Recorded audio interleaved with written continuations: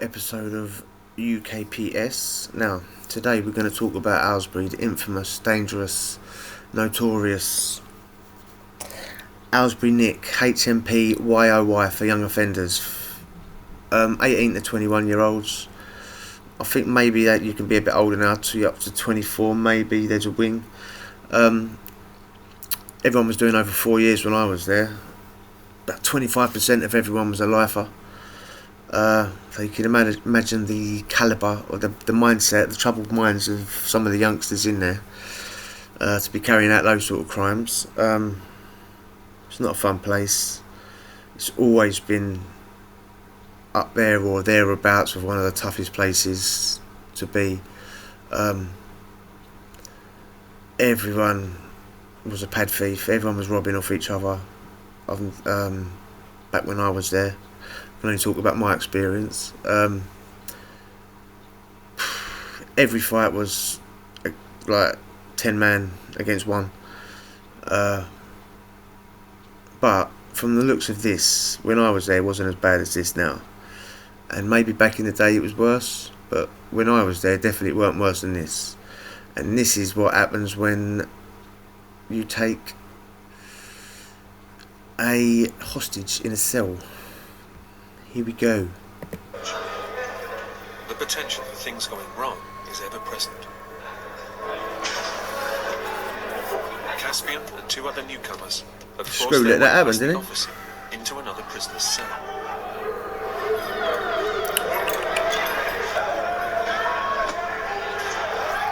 They've got weapons as well.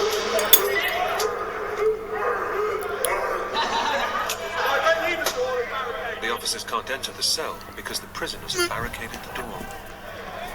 I want all prisoners locked up. The governor of Aylesbury is told that 3 new arrivals have taken another prisoner hostage in C wing. First indications are that there's 4 prisoners in a cell. 4 prisoners in a cell. It appears that one of them is a hostage. It all appears, doesn't it, eh?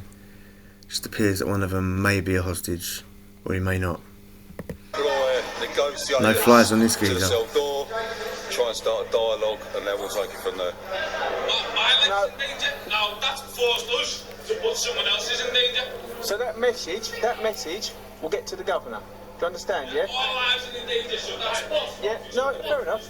All 3 knew themselves from other jails, so obviously pre-planned. Knew each other. The first concern is to whoever the hostage is. If you don't get the governor, I'm not rape you. I'll rape you. Talking about grapes, I think. Do you believe that, what he just said? The first protocol is for the safety of the prisoner. Do you believe that?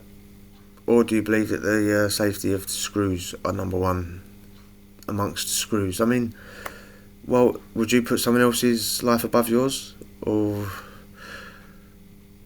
would you worry about yourself more? You know, I'm just saying it's human nature, isn't it? You decide. Listen, grapes. You don't have to hurt him. You'll get people will listen to you regardless. The absolute key role is the negotiators at that door, reading the situation for us. Because if we're fearful that somebody's life's in danger, then clearly we're obviously not going to negotiate. At that point, we may actually have to intervene. It's all about the hostage knowing that there are staff out there and just gauging it, because people say, I'm going to kill you, but are they actually going to kill you? I don't like this. I don't know. Simple, I don't like it. You're not the only one. The difficulty I've got is I have prisoners from all over the place, and some of them don't want to be here. And what I've got to be very careful about is if we start talking about transfers now, then I will have a hostage incident this afternoon, because somebody else will think, oh, if I take him hostage, I can get a transfer. Stands to reason, doesn't it? I mean, if they said yes to everything, then everyone would do it like he just said, you know. But I suppose you might have to take things on a case-by-case basis, innit? You might get one geezer that you know is just talking absolute rubbish and he's never going to do anything that he's saying. Or you might get one geezer that you know is going to do what he's saying, so, you know, you got to get him that chopper, sharpish.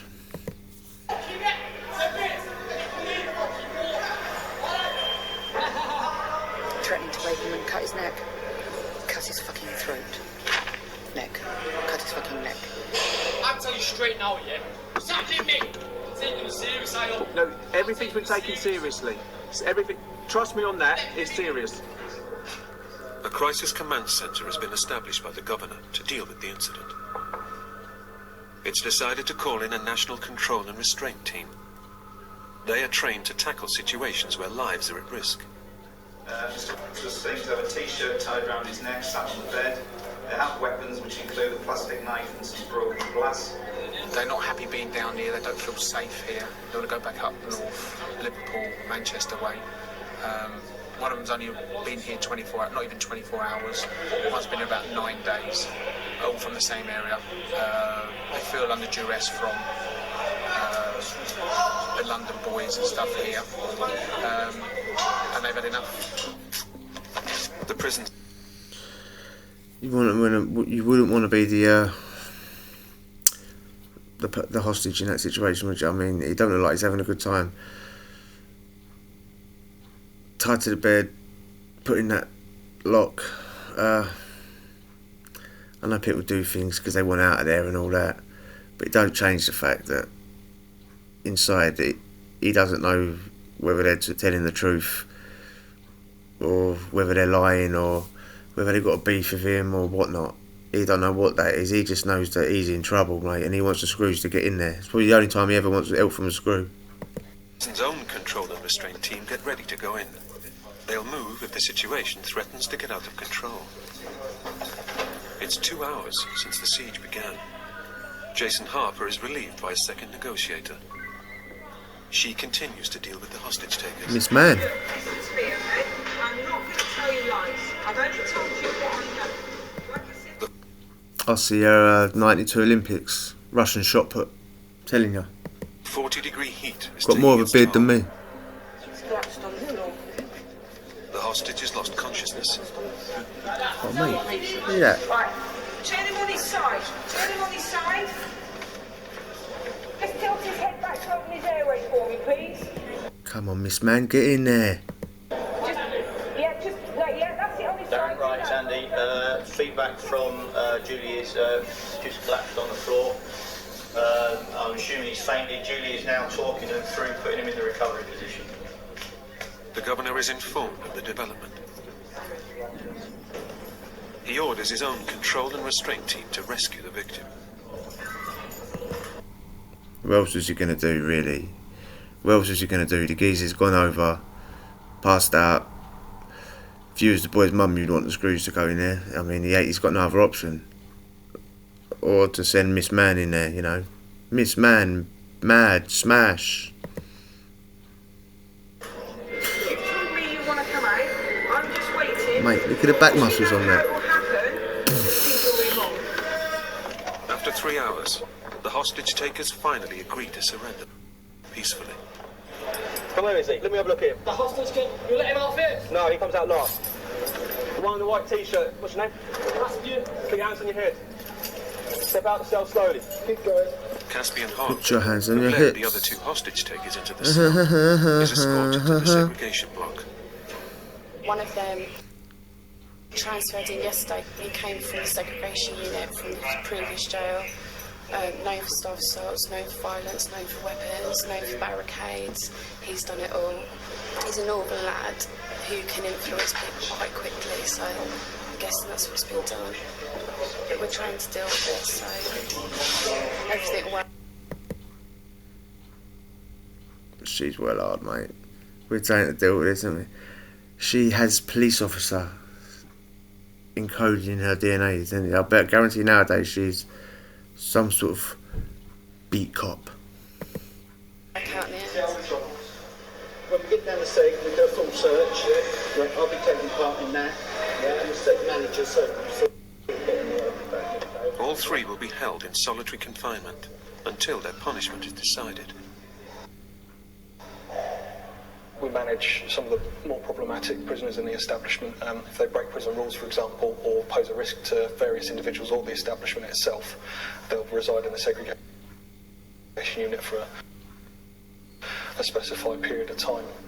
So it's very important for the staff that work in the unit to be able to de-escalate kind of angry prisoners and get them to see reason, and also be very aware of behaviour that can indicate further violence.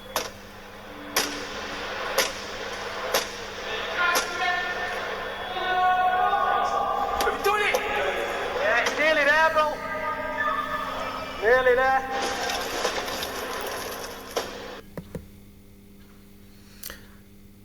That is a spy hatch of viewing observation panel, you know, where the screws come around, do the checks. You alive in there? You alive in there? 1, 2, 3, 4. Some people don't like them. A lot of young lads have said to me they've tried to be hard-working, good citizens, or words to that effect, but they found it too difficult. But they're young lads, you know. The prisoners will be punished for the damage they're doing. And I've just been being too good, yeah, and fucking I don't just been stressed out in it, so I just thought I needed something to do. And I thought to myself this morning, here's my chance. I'm not in my own. Just do a couple of things in it. That kid who took hostage today, he's probably the only person I don't like it, so I thought, let's get him in it. We didn't do anything to him. They punched me in the face and I was kicked around in the ribs while I was being dragged around. And then one of them grabbed me from behind and sat me on my bed and held me in like as if he was trying to break my neck. And the other two lads were hitting the door with pool balls and a sock, where they'd smashed my telly up as well. They used some of the glass to put to my throat, saying they were going to cut my throat. And they told me to get down completely naked, take all my clothes off. And they told me they were going to rape me. What happened? Nothing there, saying.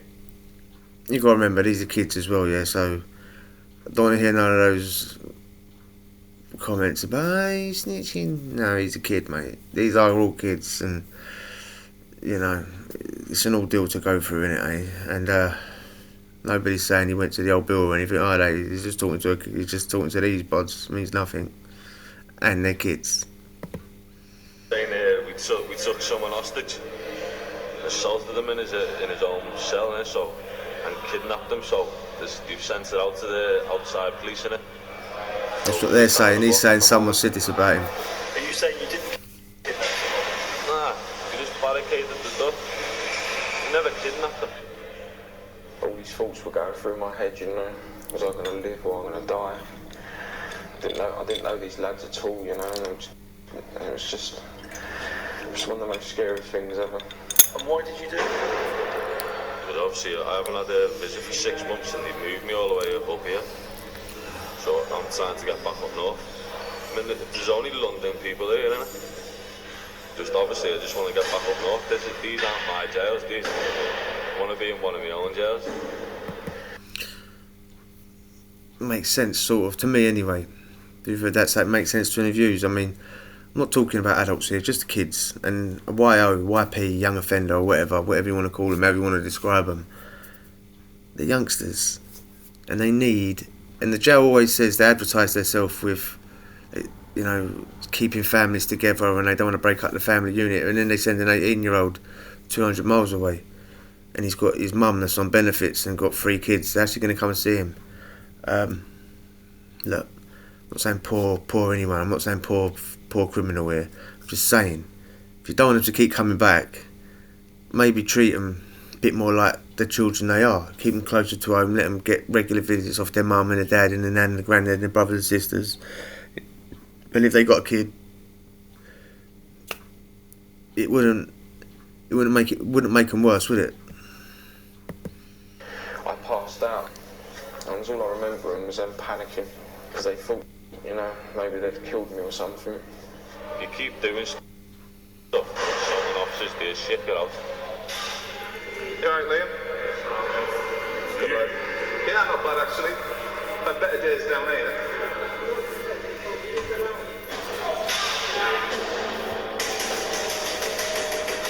One of the young men that's in the cell, he's flooded his cell, he's got weapons, so he's using the handle off his mop.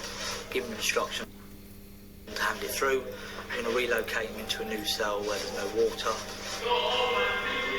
That's too short. That's fine, still got some more stuff. The prisoner has thrown out parts of the broom handle he was using as a weapon. That's too short. Why did you give that bit? I know where that was. What? I know where that was. I asked you to throw it all out, didn't I? I know where that was. You open it just from the side, yeah? Just open it a little bit, you shoot the bolt, then I'll kick it open and go from there.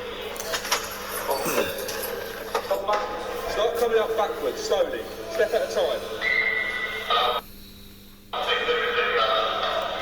Don't turn around, keep facing the back wall. The prisoner disobeyed the order not to turn around. By the time the doors open, all negotiations are finished, we've done all the talking, it's either going to surrender or we're going to have to intervene. Stop struggling. Stop struggling. Yeah, if you do anything other than what I asked you to do, you're going to be restrained again. Do you understand that? Yeah. Jolly good. Right. Them restraints hurt, mate. It's just all pressure points, isn't it? It's like, you just do that to your hand there, you can feel it straight away. You can feel it straight away when it's proper pressed. It's agony. And it stops you. You feel like your wrist is broke. Understand? Carry on. We're only use the force of what's necessary to be proportionate to the circumstances, but it does hurt. What would you rather, that or, you know, to the face? Now be strip searched in case he has any hidden weapons.